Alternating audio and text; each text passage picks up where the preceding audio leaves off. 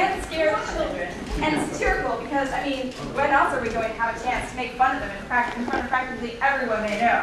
Can it be an extended bass solo? Only if there's interpretive dance. It should also be about 20 minutes. What about parts? Well, I should be narrator, obviously.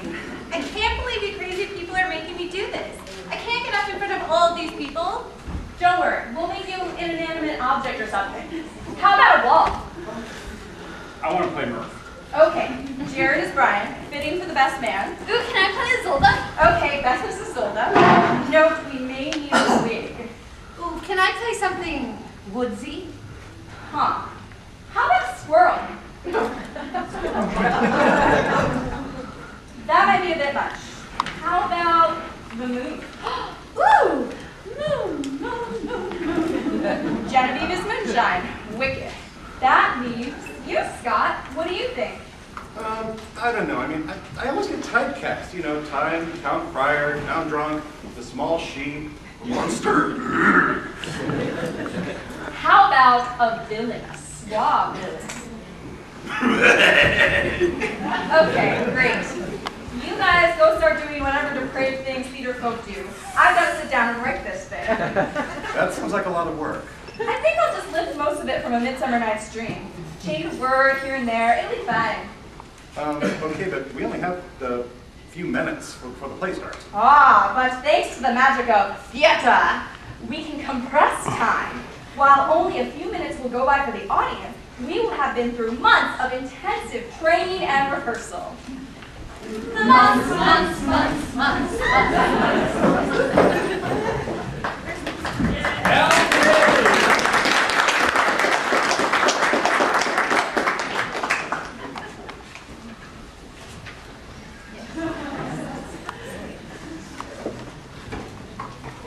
Now presenting Lord Brian and Lady Isolde.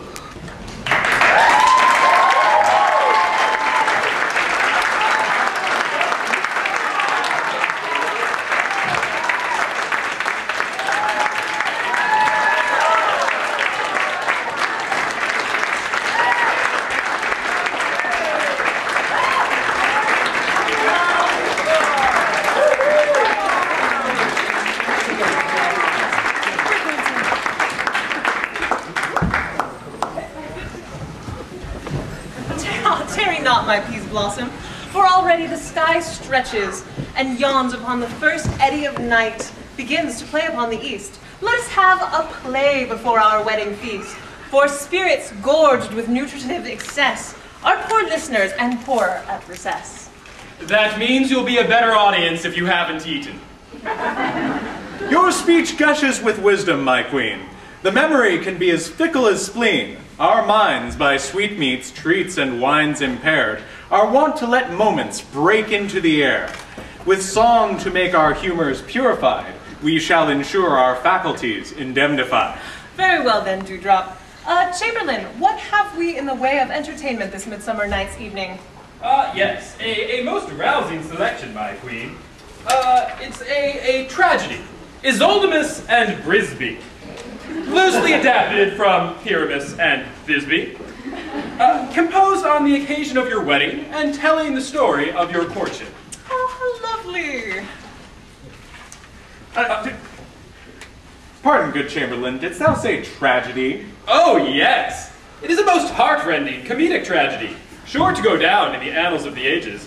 The author described it as a combination of Romeo and Juliet, Requiem for a Dream, and Evil Dead Part 2. Come aside with me, my lady. Doesn't it sound marvelous, my lord?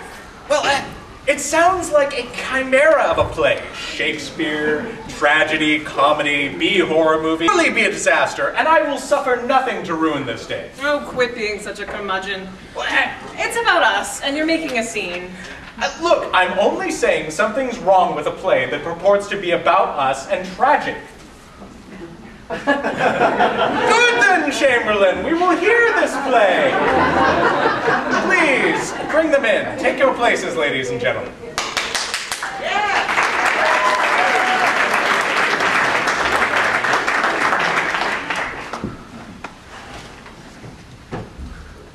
If offend. It is with our goodwill that you should think we come not to offend, but with goodwill, to show our simple skill. That is the true beginning of our end. Consider then we come but in despite. We do not come as minding to contest you. Our true intent is all for your delight. We are not here that you should here repent you. The actors are at hand, and by their show, you shall know all that you are like to know. I told you, I don't like where this is going. Well, what she lacks in governance, she makes up for in sound. We here present a tragicomedy, delightful in its torturous release, to bravely alight tonight's revelry, so we might unseemly urges police. Turn. So it was.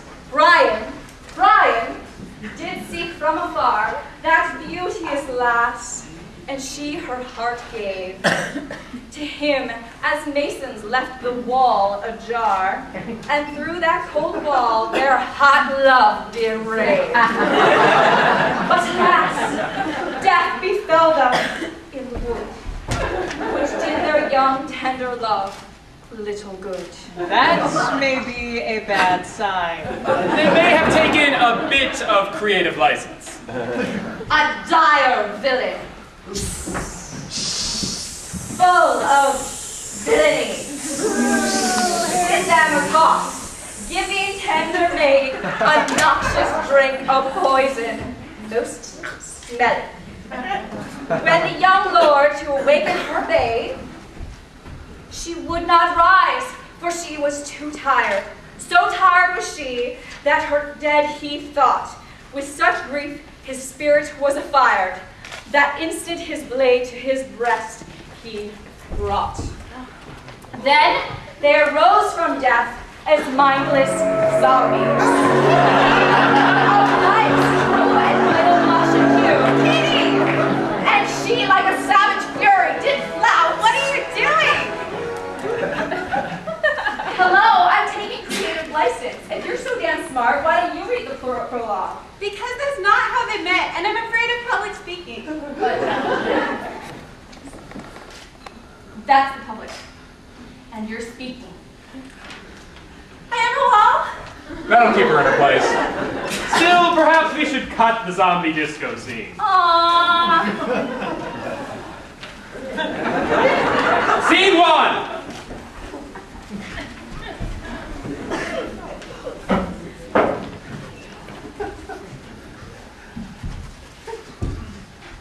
I am the great and pompous Brian.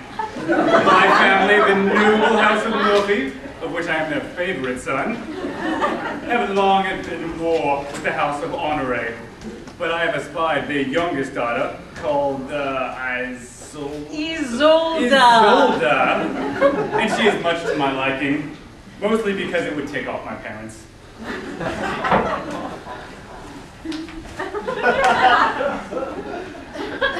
I am the gentle Isolde. I'm delicate and fragile, pure and true. And as I am a woman, I have no personal agency, and I've been waiting all my life for a man to blunder in and fall in love with me. And I am the anthropomorphic moonshine, who doth provide fair lovers inspiration, light to meet by, and occasionally liquor of dubious quality. Alas, this cold wall is all I have to keep me company, as imprisoned in this awful 10-bedroom mansion. But who knows what might lay on the other side?